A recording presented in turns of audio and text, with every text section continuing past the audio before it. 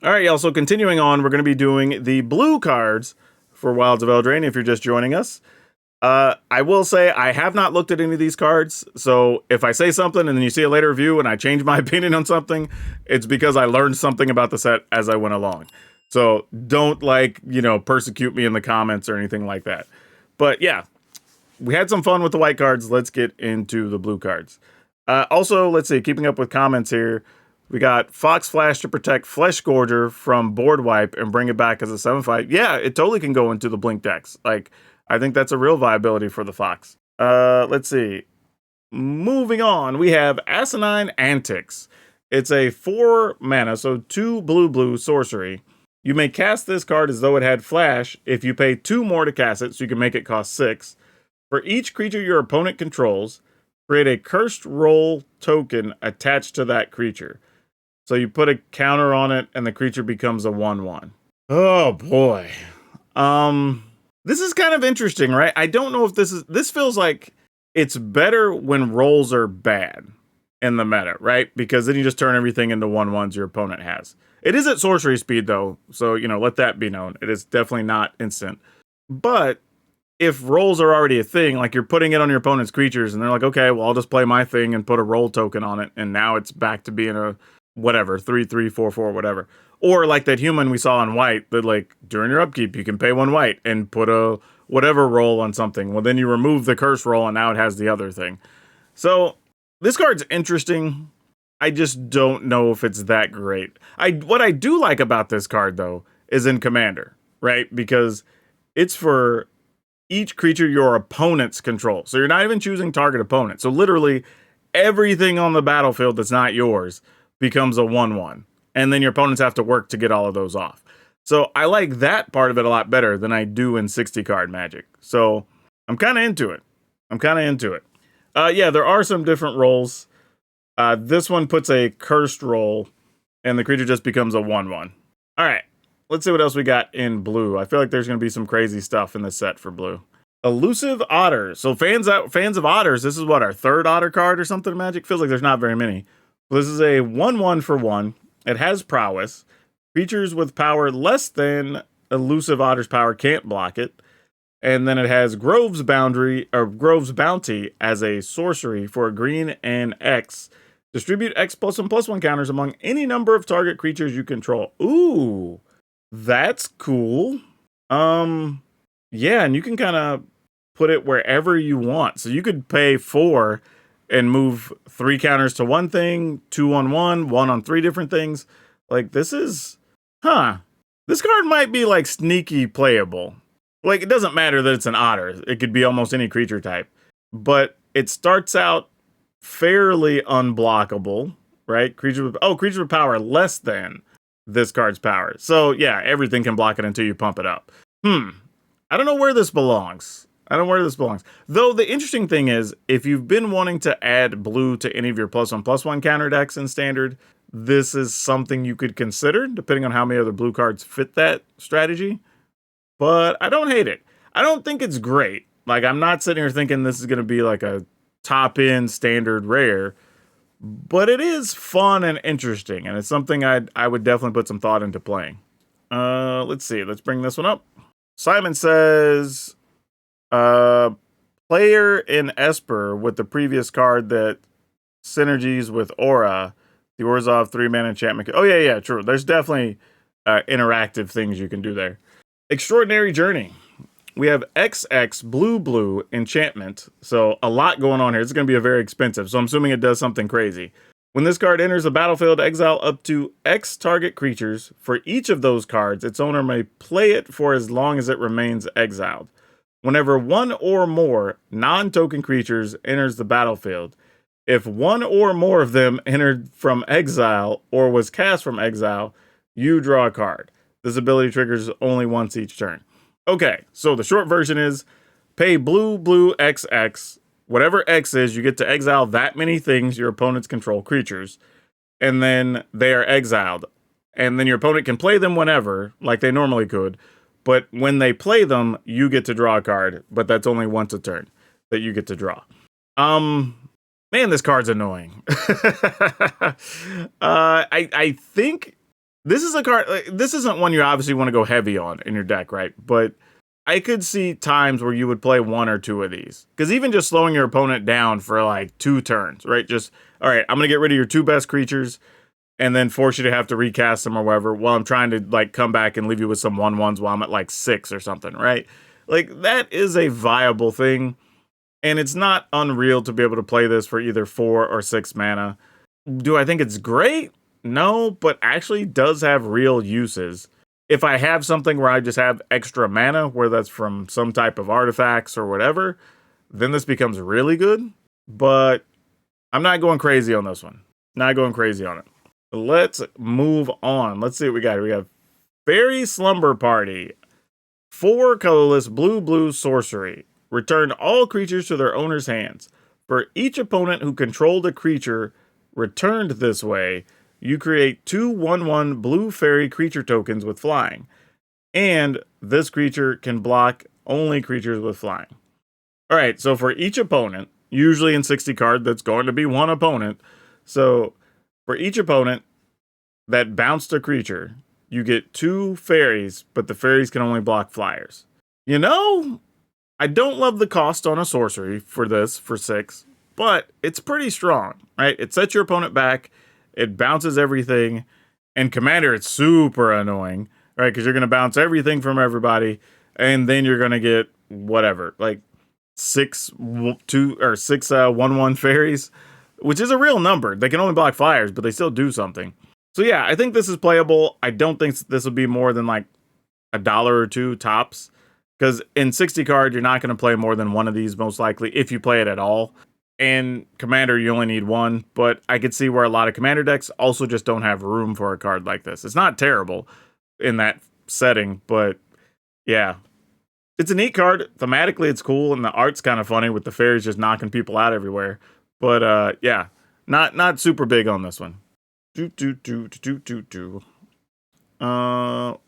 Barsight Ritual. 2 colorless, blue instant. It has Bargain, where you can sacrifice an artifact, enchantment, or token when you cast it. You look at the top 4 cards of your library. If this spell was bargained, look at the top 8 cards. Instead, put 2 of them into your hand and the rest on the bottom of your library in a random order. This is just like copies number 5 and 6 in your deck of... what is it? We already have the card. The one that has like flashback or whatever that does this. I don't know why I'm forgetting the name right now. But yeah, it's same cost. And you look at your top 4, and then when you play the extra cost, you look at 7, right? So this you could look at 4 or you could look at 8. But they're both instants, they both cost 4. I don't know if I'm playing this. Now, again, a year from now, when the other one rotates out, Memory Deluge. Yeah, that's the name of it. But right now, I don't know if I'm playing it. I mean, I guess if I really want to have number 5 and number 6 of Memory Deluge in my deck, I mean, I guess. But I can't imagine that's the case. So yeah, this is probably just pushed to the wayside. I don't really see the benefit. Like, it does have a benefit if you have tokens you can sacrifice or whatever when you cast it to just see 8 straight up without having to wait. But the fact that you can just use Memory Deluge twice is still better, I think. So I don't think we're playing this card. I could be wrong. I am not a blue player connoisseur, obviously. I'll let somebody else tell me I'm wrong there. What do we got here?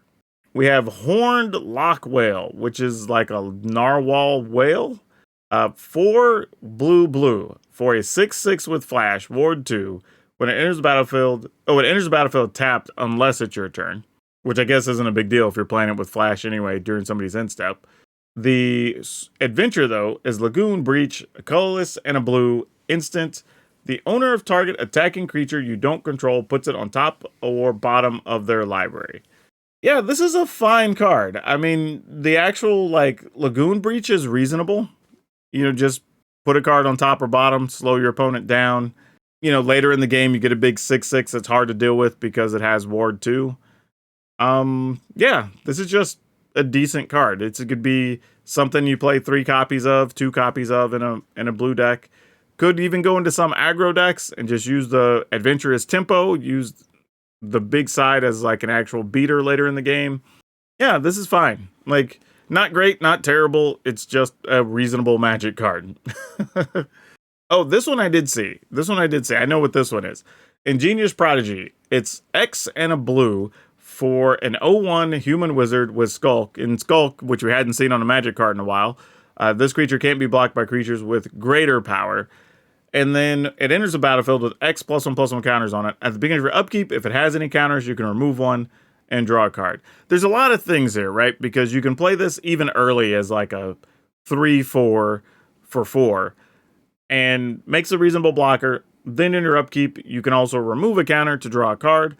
The other thing that's interesting too is that you may remove a counter. So it's not even mandatory. So if your opponent just has stuff and you need to have that 3 power blocker or whatever to keep them at bay, you can just do that, right? If you have another way to add counters to this, you can just keep getting cards every turn, right? Put a counter, remove a counter. Like, that's a thing. So yeah, I would not be surprised to see this card show up in a few spots. Something somebody else pointed out, I was just about to say that too, was ninjas, right? Because it's an 0/1 that your opponent can't block. And then you're just like, okay, cool, here comes a ninja that I'm going to flash in. And there's just like nothing you can do about it. So this card has a lot of uses, oddly. Like, it's a type of card that you look at and normally say, like, this card's dumb. Nobody's going to play this. Like, well, who wants an X power creature or whatever? But it actually really does do stuff, honestly. It's not all obvious stuff, but when it does stuff, it's going to be super annoying. Let's see what else we got. Is that all of them? No, there's got to be more blue rares and mythics, right? Oh, here we go. Talion's Messenger. 2 colorless and a blue for a 1/3 fairy noble flying. Whenever you attack with one or more fairies, you draw a card, then discard a card. When you discard a card this way, put a +1/+1 counter on target fairy you control. All right, this makes sense. You know, this is basically a fairy lord. If you're playing a fairy deck, whenever you attack, you get to draw and discard, and then you get to put a +1/+1 on a fairy. And that's pretty cool. It's not for each, though. It's just whenever you attack with one or more fairies. So when you attack, even if you attack with like 3 things, you trigger this once. So that's a little light because it's going to take you a long time to put +1/+1s on things.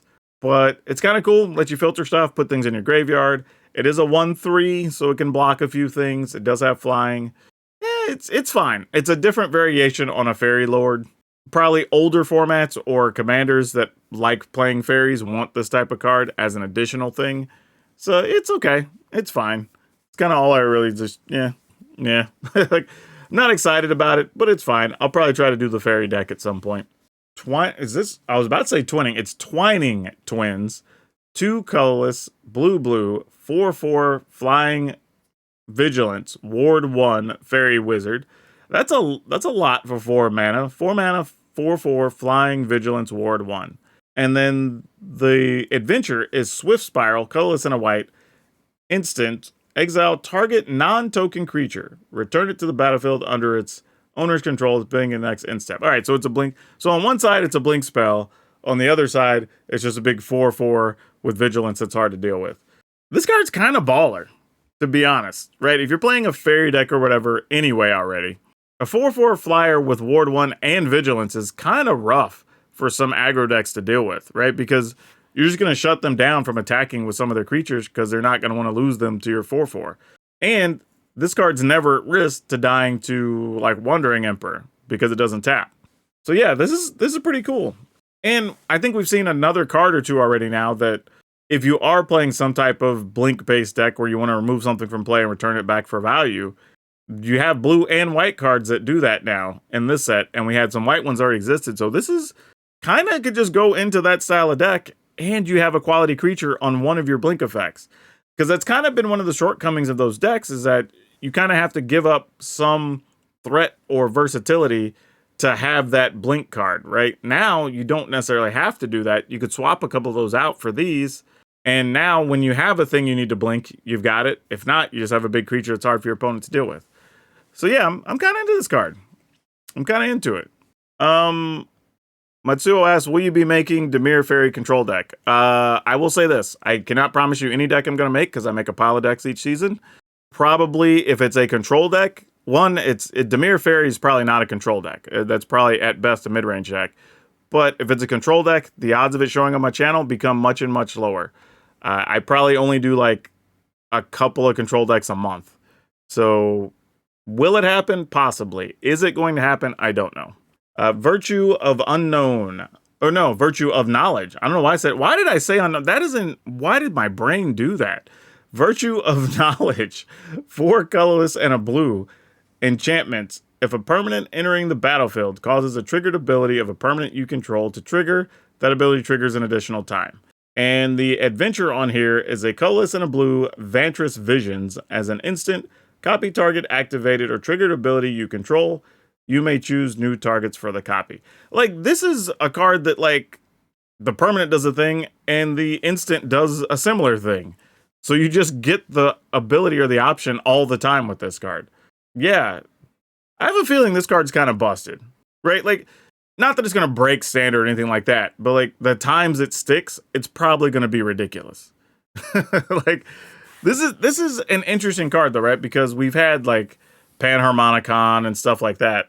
So like, yeah, this has got to be a thing. This has to be playable, even if not in standard. This has to be his thing decks want in Commander.